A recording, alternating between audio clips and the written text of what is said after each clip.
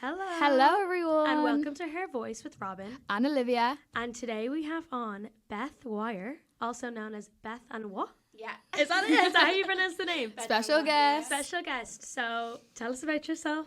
Little spiel. Guys, thanks so much for having me. I'm so excited. I'm a bit like, usually Nervous. I'm the one doing the podcast, you know. But yeah, I went to DCU. I just finished. I actually graduate next week, I think. Oh. Yeah.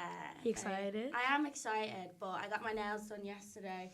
And Oh, they don't really, tops. they don't really go with the dress and everything. Oh. Anyways, that's my main focus. Just graduated. I did Mint, Marketing, Innovation and Technology. I really liked it. I got a tier 1 in my degree. Ooh, well done. Thank you. And now I'm just applying for jobs and everything, trying to get started somewhere, you know. All right, but you also have a little mini career. You have over 100,000 TikTok followers and over 10,000 Instagram followers. I do. So we really just wanted to have you on and show women in our society that this actually is a career that you can go down. But could we just go along with the questions? Of course. Is that okay? Yeah, We'll I'm zoom ready. along. So yes, you did Mint. Mm-hmm. Did you love it? Do you regret it? Obviously, that's a very course heavy degree. Do you have any advice for anyone doing it? Did you like it? Do you know wish you did what? something else? I think for me, so I actually just got diagnosed with ADHD like a week ago.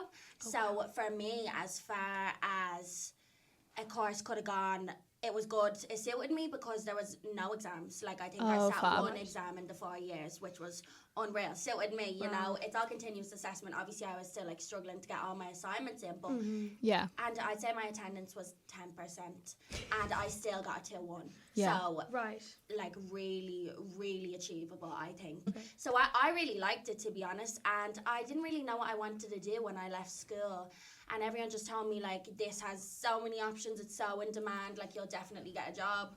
So it's okay, perfect, whatever, I'll put it down as my first choice. So yeah, I'd really recommend it. I think anyone would fly it. If you're more than 10%, 10% attendance, you'll Yeah. be fine, You'll smash you it. know, exactly. Yeah, I have 2 friends actually doing Mint at the moment and they love it, and one of them's actually on placement at the moment. So it seems to be a really flexible course. I think it suits a lot of girls. Did you have Yes. placement when you were in your run? I did my internship in L'Oreal. Ooh. That's a dream. We'll get into that. No, it was amazing. I loved it. What would you say is the main skill you learned? Was it something in the academic field or was it something in the digital space? What would you say is the main thing you've taken from that degree? I would say meeting new people, making new friends and stuff, you know. I had a girl group, and a lot of those girls, if I hadn't been in college with them, I just never would have seen myself being with them every day, you know. Right. But Yeah. you just get to know so many new people. And then also the ability to get my work done in assignments that should take me 6 months in a day. Do it in Yeah. 2 days. Yeah, so our degree isn't even that difficult. We both do communications, so Yeah, oh, wow. that's only 3 years, and we don't Yeah. have placement, which we find sad. But That is Yeah. Can you extend it or anything? No, I don't think there's any option. There used to be, I think, Erasmus or a placement, but then they changed it. So it's literally just 3 years in and out. But it's a very flexible course. We're not in that much. we're in 3 days a week. That's what I have time for all No, this. literally, me, it was 3 days a week. Yeah. I was It's so apart from chill. one But we were lecture, kind of no. in the same boat as you. Unless the attendance is part of your grade, no one shows up. But Yeah. we have the flexibility to do things like this. I feel a lot of societies, they're run by people who do the more kind of creative or degrees that take a little bit less time. This So is amazing for you, though. Communications. Do you want to get into radio or anything? Is that Yeah. So my dream would be presenting, whether Oh, it's wow. television or radio. That would be my personal dream. And Yeah, then Livy. and I'd want to do radio. That would be my thing, hopefully. Wow. Fingers crossed. Yeah, you know how to work all the machines. You're on Yeah. to a good start. Yeah, we're sorry. And then, speaking of societies and stuff, were you involved in any societies in DCU? Or if not, was there any, events that you went to over the few years of you being here? Sadly, no, guys. I feel I didn't get, this is one of my regrets I've had since finding out my ADHD diagnosis. I feel I just found everything already so overwhelming that I remember the careers fair or society fair was on, and I signed up to everything. I'm not it was the first year of college, and I was like, "Ma'am, send me however much money," because I was putting down a fiver for every single one. And then I was just actually no, I just couldn't bring myself to go. So no, I didn't, which is kind of sad. When I'd be telling people, I was I'd never be in college, I wouldn't be there that much and everything. They're oh, that's really sad. Or my mom's you're not even a real student, Beth, going to college. I was like, okay, well, like, if I had been sorted sooner, I feel like I would have done, you know, but I was already, like, I feel like because I didn't have, you know, no one's really on the ball being like, you need to submit your thing for this, it's all down to you. I just didn't have it in me, which is quite sad. But all my friends went to, what is that ball? A&F ball. Yeah. We were only saying that. Yeah, We literally and had the that looked A&F so wedding good. last week where the chairperson of our society got married. She got married, Wait, she really got married, or was It's like a fake wedding with like ring puffs and stuff. Yeah, she was the head of surf and sail and the head of her campus. They had a wedding in Lost Lake, which was gas. But that's run by A&F as well. They do all that's the so big sad. I'm like, I wish I could have done that. They stuff, 100% you know? would have married you off Oh, if you were an yeah. option. I Come would've been on. there. No. Did you go to like Jersey night or did you go to like college Christmas? Any of those kind of Yeah, things? I actually went to college Christmas Day this one year because I was like, right, it's my final year, like I'm going, like I'm doing something. So one of my friends lived on campus, so we had it all in hers, and I'm just like such a control freak. I was like, we need to have a proper Christmas dinner. And everyone's like, oh, we'll just, you know, it'll be fine. I was in big Tesco's the night before buying like 4 packs of Brussels sprouts, like everything, like stocking Getting up. prepared. Yeah, I was up at 6 a.m. cooking up this whole meal, like, and then I had these heated, you know, those like heated plate things. Yeah. I brought that down to Kate's house. It was Kate, and yeah, we did up a whole Christmas dinner, all of us, and it was so good. That's like, fun. yeah, Most people it that I was know, lovely. they start drinking at 8 a.m. and there's no dinner in Oh, sight yeah, until like yeah. a spice bag at 4 a.m. Well, then I started drinking after that, and I was Yeah. home by 8 p.m. And like, Oh, yeah. nice. Okay, so the next thing we'd love to get into is your internship. I think a lot of people in our society, they want to get little internships or degrees when they get out there, little work experience. So you did it with L'Oreal. How did that come about? Did you get that because of your degree and went through that traditional route, or did your social media following help you get that job? At the time, I actually didn't mention that at all because I wasn't consistent with posting on social media, and also sometimes I'm like, oh, do I want them to have a look, you know? Yeah, Like, of course. Digital footprint. yeah, literally. So I didn't mention that, but I got it. You know the way they put everything on the portal? Yes. Yeah. So all my friends that applied through the DCU portal for L'Oreal heard nothing back, but I did it through their actual website because my mum just sent me the link for that and was like, oh, so that's the route I went anyways. Okay. Yeah, that's the route I went, and I heard back, and the first step of it was we had to do like kind of entrance exam questions. Oh. Like all these mad questions, like if I walk northwest and then turn east, like what direction am I facing? I literally felt like I was sitting my entrance exam again. Yeah. I was like, oh my god. But anyways, I got through them. Don't know how, but I did. And then the next stage was like record a 10-minute interview answering these 2 questions about yourself, and it was like explain the time you've overcome a challenge or something like that. So that was just brief. That was all just still the online part. And then the next was, so we were having calls at the time with the UK team because there's like 150 internship spaces over there, and there's only 10. Even less so now in Ireland, Okay. and they get like 700 or 800 applicants every year, so they were like trying to coach us up and tell us like what they think we should revise, how they want us to do it basically. And the next final stage was we had to make a presentation. So L'Oreal owns so many brands like YSL, Armani, like all these, so they said we want you to launch a new YSL foundation and show us how you'd market it, like what influencers you'd use, all the channels, everything. That's so cool. Exactly. So they fully gave you the reins. They kind of just threw you exactly, into and it. we're like, just do it, and then you need to present it to me when I meet you. That And would I be was really like, scary oh, for an intern, Yeah. especially when you're It not even was. finished your degree. like it was so bad. But I did it. I was obviously up on it again, doing it till the last minute, got up, presented it, and that went really well. She really liked that. But it is hard to tell, like I find like when people are interviewing these days, they're just so, they give nothing away with poker their face. face, like, yeah. So I'm like trying to read them, like, does she like me, does she not? And I'm just like, it stresses me out, you know, because it was given like Mute. yeah, Yeah. literally. She was giving mime. Yeah, and I was like, right, okay, this is going really badly, even though it wasn't, you know, but I just wanted to be able to tell. And then we go on to, so it's half and half, then the next portion is questions, all about L'Oreal and things like that. But she asked me one question and goes, see, I should have divided up my time better. That's some advice I would give to anyone that is going for it. I should have divided up my time better and done some more revision on L'Oreal specifically, because then she asked me, what's my favourite L'Oreal environmental product? Like, and I was like, what? I literally goes, I don't know, sorry. I think I gave some answer but I was so freaked out. Like, I didn't even know they had an environmental this section. This is what I mean. I was like, okay, I needed to do more research on that. So I hung up the call and I was like, oh my God. This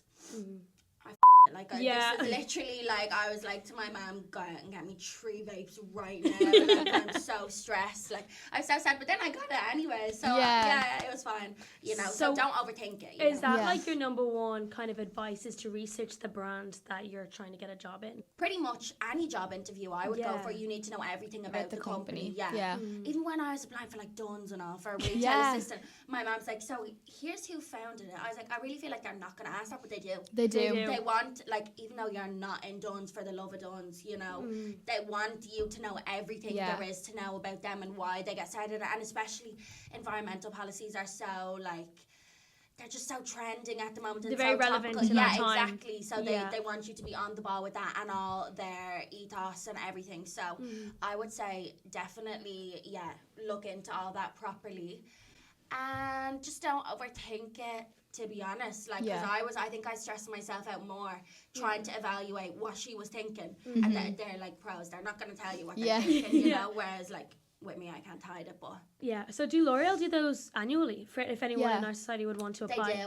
They do. So what was your title? Sorry, what was your actual title? PR and communications intern over... Oh, literally the dream for us. No, it was amazing. Like, it was over CPD, which is Consumer Product Division. So my brands that I would run was Maybelline, L'Oreal Paris, Essie, and Garnier. Oh, that's so cool. Yeah, like every little girl's makeup bag. Literally. Honestly, my makeup bag. Honestly, I loved it. Was honestly the dream. Because then when I was going for, I had other interviews. You know the way when you get offered an interview, you have to do it. Yeah. Through DC, or they like ban you from the portal. So I had other interviews, but I was just like going in like, no research, no nothing, because I was like, I really don't want this job. I want the other one. So that's just probably don't do that either. Don't put all your eggs in one basket just in case, because then I would have been left with nothing. And they also took about 3 or 4 weeks to get back to me with any news. So I was like, yeah. I was like, it's gone. It's not. That must have been so know? hard for you, having to wait around. Yeah. Like, nervous. I accidentally posted a video. Well, I meant to post it on my private story. I was crying and I was like, I thought I was so stupid. This one I just got offered it. I thought I was so stupid. I'm going to have to work in my uncle's company because I couldn't even get my own internship and all. But I was so panicked. I put it on my main story so everyone seen me crying. Oh. Yeah, all over. We've all been there. We've all been there. So you definitely would recommend the L'Oreal it was to anyone. Brilliant. Like, best year of my life. So it was your entire third year? It wasn't just a summer? No, the entire third year. Interesting. No day was the same. Also, you got products every single day. Applying now. All the new launches, everything. That's unreal. Wow. They'd give you the full range, all the old perfumes, any makeup that was like expired, as in they couldn't sell it but it's still perfect. It would just be in the lunchroom every day. You go in, take your pick, and you also get, I think it's like a 50 or 60% discount on all their products. So all like Armani perfume, every YSL brand, everything was like pennies. All of my family members would have gotten the same foundation. I was like, guys, I just went for Christmas. No worries, it's on me. Honestly, best year of my life. I loved it. Oh, that sounds unreal. Also, if anyone's interested in the PR, communication, marketing space and also love a modern brand, definitely apply. Definitely look into that. I say definitely our members would really be interested in that. It's such a shame though, because again, we don't have placements, so they don't even give us access to the job portal. For even, let's say, if we were to graduate and like, you never know those jobs are available unless you're stalking LinkedIn 24 hours a day. Maybe you guys should advocate for that, because like, wouldn't that be so good if in your third year you could do like an internship? I know, I would have loved it. Yeah, or even just given the opportunity to have it maybe the summer that we graduate, so that third year summer. Yeah, exactly. Because we're already looking for internships for next summer. I think just me, but like I'm stressing. on the ball. Yeah, I know it's hard. So then our next topic is your TikTok career. Like, how did making TikToks come about? Like, were you just making them for fun, or like did you see a possibility to have a platform from it? I really didn't at the time. When TikTok came out, it was COVID. And so I was just sitting at home, like, using all these mad filters in the garden with my dogs, and obviously they were getting like 2 likes, you know, and someone would comment hashtag FYP, and I'd be like, oh my god, going places, you know. So I really didn't. But then whenever I would post a video, I wasn't posting kind of how I do now, like tutorials or reviews or anything like that. I'd just be posting like a funny video, and then it would do really well, but then I'd disappear for like weeks. And I wouldn't post, so I was never consistent with it, you know. I just found it really difficult, and I also, like, I think if you want to take TikTok or social media seriously, you just have to be consistent. Like, consistency is the only way you're gonna get anywhere. Because, like, I didn't get invited to an influencer event or anything until this time last year. And I had like a good few followers, like 60 or 70k for a good while, but because I wasn't putting myself out there as regularly or enough, no one was seeing it, you know, to be inviting me to any of this kind of stuff. That's crazy because I know people, let's say, they're still incredible, they'll have like 20, 30,000, but they're at events every single night. This is what I mean. And I had like 60 or 70k, but I was like, oh my god, like why am I not being invited to any of these? Like, what is going on? Where's the movie premiere ticket? Literally. But then once I started posting consistently, brands and everything were seeing me. Exactly. So that is what I would really recommend. But no, I never seen it as a career option. I think no one did back in the day, and it was kind of like embarrassing. That's what I was only thinking. During COVID, it was cringe. Everyone was like, ew, you're so cringy posting on TikTok. Like, I remember doing the TikTok dances. And getting like 5 likes and thinking I was top. But look at it now. Now everyone wants to be like, honestly, and it's very oversaturated. Honestly, now I'm like, gosh, I wish I had have taken it more seriously sooner, because now I think trying to get into it and trying to like, if I was to start now, I think it would be much more difficult to make a name for yourself or to grow. Or divide yourself as someone unique. Because I feel like there's a lot of like people who want to do the same kind of content that it's hard to stand out. Yeah. But now it was always embarrassing back in the day. Like, I remember I went out one of the nights and I think I was like posting like celebration videos for 100 followers and all, like, and I was doing like dance mom audios, being like, wow, this is so fun. And I went to the pub, like, at my big age.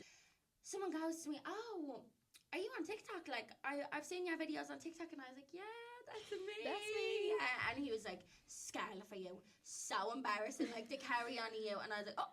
So I went home and I changed my name to Beth Wyer, because I was like, yeah, I'm what I make TikToks. Yeah. So that's the inspiration. Oh, that's so cool. Yeah. Like, look at you now, literally. And he's a hater. Such a hater. Literally. You're in his head rent free. I made her. Like, I wish. Like, sometimes when people go back, like, sometimes you get a notification that someone scrolled all the way back and they like a video. I'm like, there's no way that's still on my page. Let me archive that this instant, you know? Do you remember your first ever gift? Or the first time you ever got paid for social media work? And maybe like what follower you had at that time? What follower count? Paid for social media. I remember getting paid €60 for a sound ad, and I was like, I'm milking it in money, like, no way. send it out. It was probably one of those, because I get those emails a lot of the time.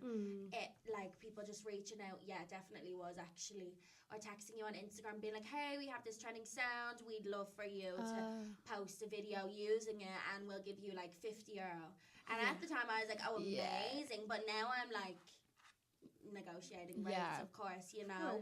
But now I don't remember a specific brand deal or anything, to be honest, because like brands and everything used to reach out to me, but because I didn't take it so seriously, I'd just be like ignoring them.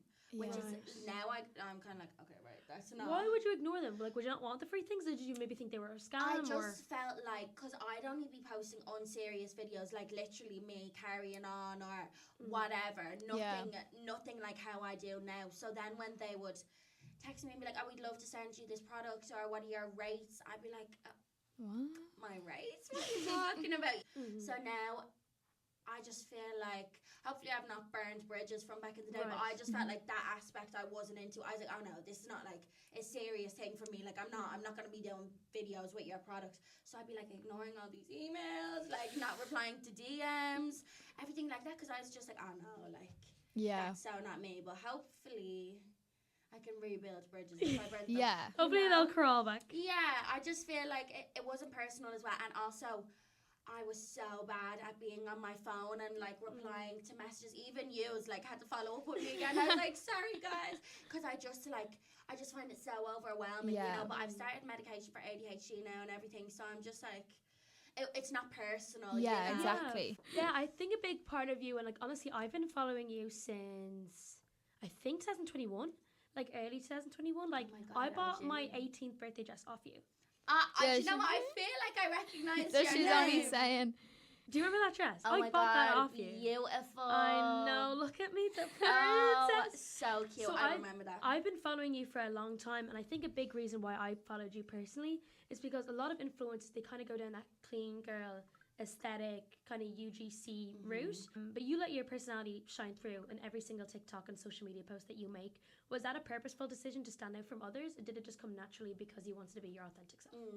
I honestly feel like even when I should be, I can't be anyone except myself. Even sometimes I go into like events and social settings and like everyone's just like a mirror and everything, you know. But I just feel like, I don't know, I just find it so difficult to try be anyone that I'm not. So I think it did just really come naturally. yeah. And I also think if you're not your authentic self, like people can tell. I find I can tell anyway. Sometimes I'll be watching people's videos and I'm like, that's not you though, is it? Yeah. You know, I'm like this. It just really seems like a persona. Whereas I feel like even in situations where I should maybe tone it down a bit or be more conservative, I don't know, I just find I really struggled. So I think it did just come naturally, and I think people like that authenticity as well. Yeah, I think so as well. Yeah, No, so, I agree. Like, I yeah. followed you. I feel like nowadays in the social media space, there's not a lot of people I follow for their personality. Exactly. I follow for the clothing they wear and, like, giving it, showing off their PR. Yeah.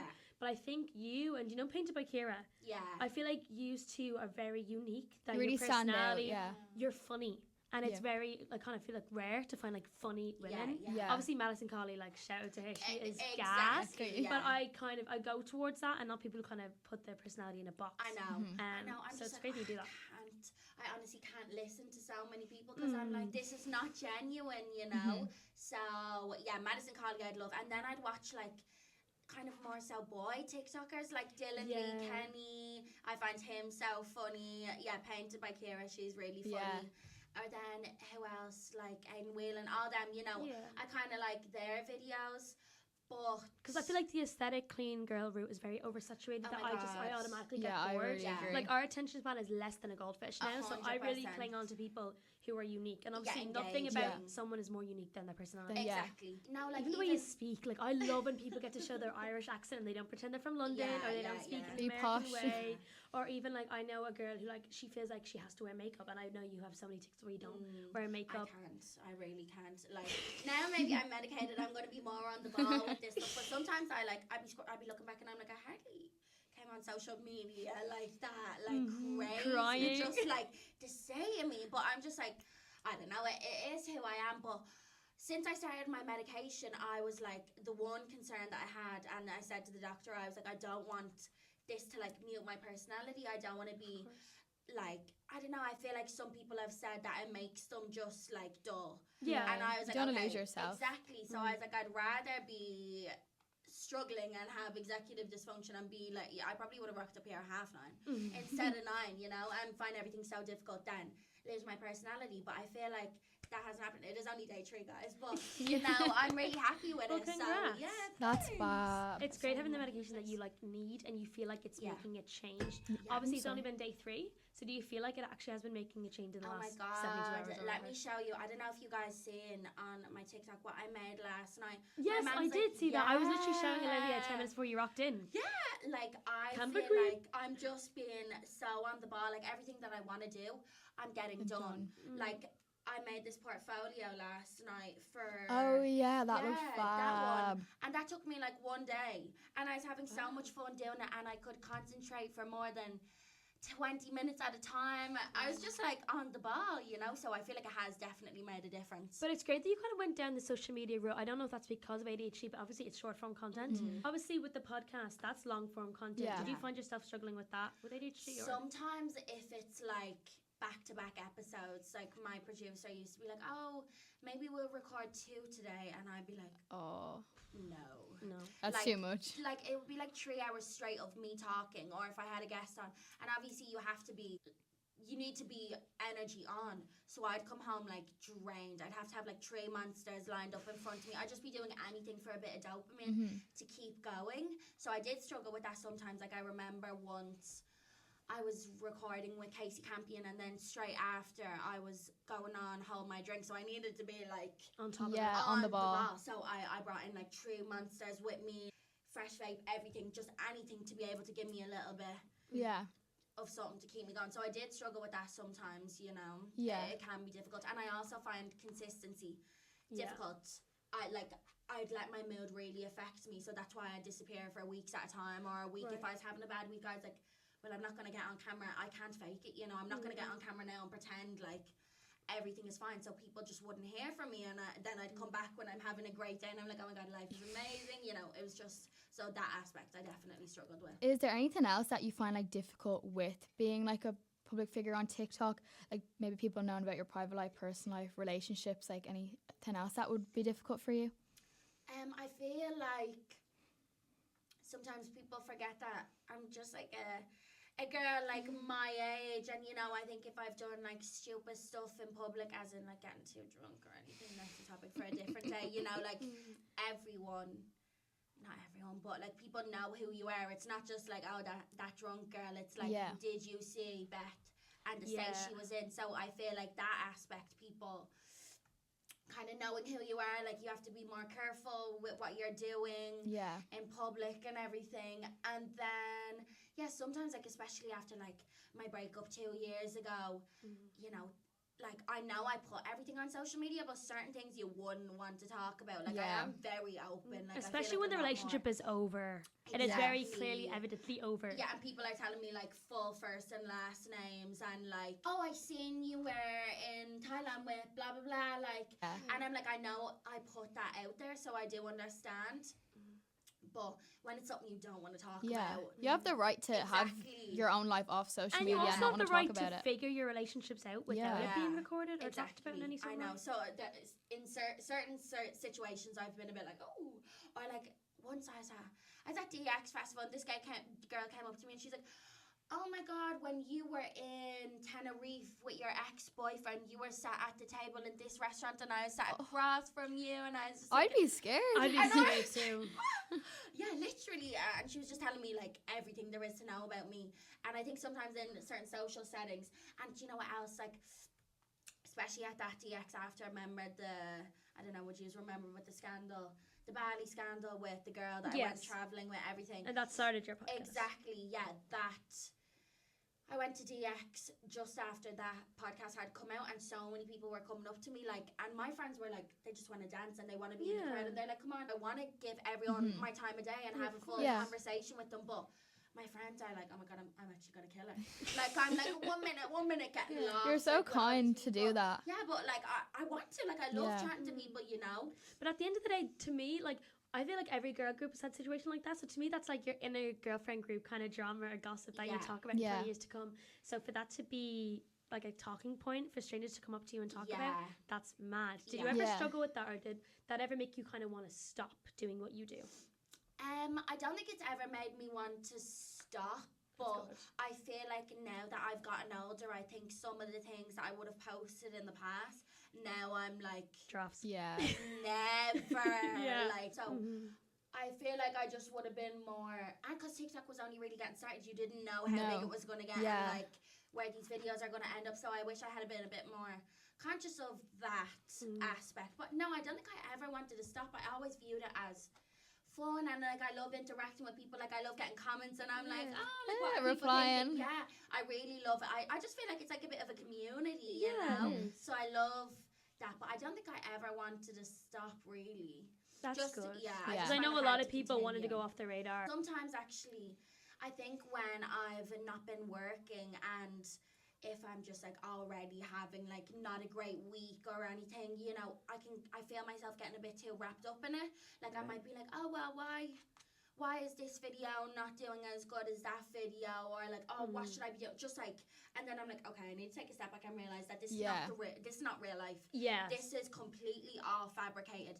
If I deleted this tomorrow, I'd still be living my day-to-day life, and that's what's important, to stay present and be happy in my real life. That's you know? a great mindset to have with social Sometimes media. I've had to be like, oh, relax, like none of this is real, like you're getting too obsessed now. So I think that's really also why I want to get obviously a job with my degree and, you know, have it as my, like, it is a source of income and I love doing it, but I just don't want it to be my everything. Yeah, you want to have something to fall back on just in case or whatever. I also kind of think it's nice to keep it as a passion. Yeah. You know, you probably don't even want to scroll on TikTok if you're making that your career. Exactly. Like if I'm on it all day, every day, that's why it started as a passion, as a hobby. I don't want it to become like, oh I have to do it. I have to post this video or I'm sick of this platform. I don't want it to be that. I want it to still be for the love of doing it. Yeah, exactly. And then also you have a podcast called Tipsy Topics with Go Loud. So how did that come about? Did they reach out to you or did you reach out to them? Obviously you were doing marketing, so was that ever an idea in your head like, I want to go down the audio route? Or did they come to you with an offer and a name, or did you come up with the name yourself? Because I know, sorry, little spiel, because obviously I've been following you for years. I think you filmed your first episode just like in your room, and then that ended up being what was posted. And then episode 2, you were in a studio with Go Loud. Like that's absolutely class. So how did that come about? Basically, after I posted the first episode, so for anyone that doesn't know the story behind the first episode, I had wanted to start a podcast, I think since May 2024, when I was in one of my friends' houses and we were just up all night chatting, literally up all night chatting, and he had some other people over and he was like, the friends that were over were like, you should honestly start a podcast. He's like, so funny, I could listen to you all night. And I was like, do you know what? I would actually love to, like the stories that I have and that I could share, like I need to. Yeah. So that was my plan. Then I obviously went to Bali for the summer and then I came back and I recorded my first episode of Tipsy Topics. I actually did come up with the name, because I was like drunk when we were up all night chatting that time. So I was like, it's fitting, you know? Yeah. But I recorded the first episode in my room with the girl that I was travelling with for the whole summer. Right. And then I just had that in my drafts. Like I hadn't done any editing with it, anything. Then when everything came out about the scandal that she was obviously getting with the fella that I was mad about the whole time we were away, you know, so I was like, thank God I didn't post that. Yeah. Like, Yeah, thank God. that I wasn't posted. Exactly. So then I made a video on TikTok, obviously in my hysterical state, like sobbing, crying, being like, I know some of you are waiting on the video that I said I was coming out with, but I'm having to redo. And then that video went really viral. So then I re-recorded but based the first episode of Tipsy Topics on the whole story time of everything that happened, how I found out everything. And I literally just downloaded, I was like, what is a good podcast app? And I was sat there in my room with like my phone just in front of me, just my notebook, and pausing it and starting it every time I was talking, and recorded and uploaded it all myself at home. Onto Spotify, was it? Yeah. There's an app called Spotify for podcasters, so I just did that myself, no problem.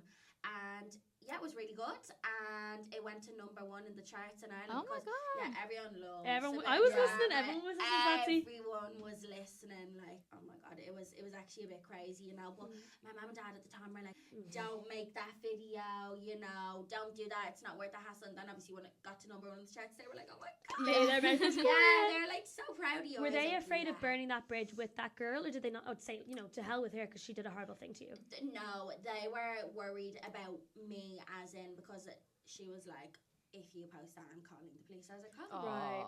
Go on. call them, you know?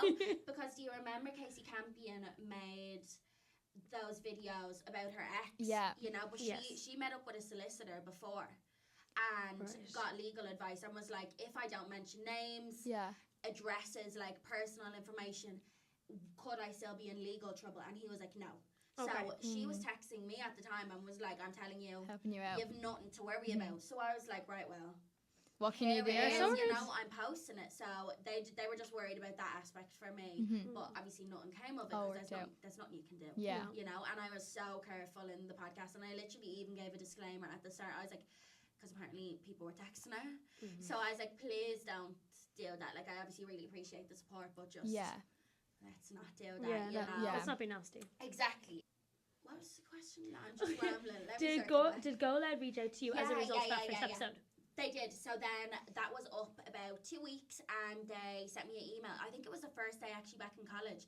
And I was over... In your final year? Yeah, my final year. What I know. a flex. That's so cool. Like we were over in Kate's accommodation, sat on the couch just all after one of our lectures having a catch up, there was like 6 of us, and I just got this email come through, and I was like, okay, like fake, obviously. But then the more I read it, I was like, no, actually, It's legit. yeah. So I was like, oh my god, girls. They had the watermark, yeah, like you knew it was real. Literally. So then I had a few calls with them. We got contracts signed, everything, and just went from there, you know. But there was a big gap between the first episode and then the Go Loud episodes while we got everything set up. Yeah. Like so many people were like, where's Where's the episode? podcast? Yeah, and I was like, just wait. I feel like Just it wait. also Better shows things to coming. them that it's authentic because you were Yeah. even doing it before they even reached out to you. So it wasn't like you were doing it for a figure. You enjoyed making that long-term content, and then you That's got what an I wanted to opportunity. do out of it. anyways. Exactly. Yeah. My personal favorite was the one where you had your mother on. Oh my god. I adored that episode. She's gas. But were you ever afraid of, again, with long-form content, they get to know you even more, especially very private things like your relationship and any struggles with, let's say, your mother and your parents and stuff. Was that ever like a thought process, like, maybe I shouldn't go that deep? I feel like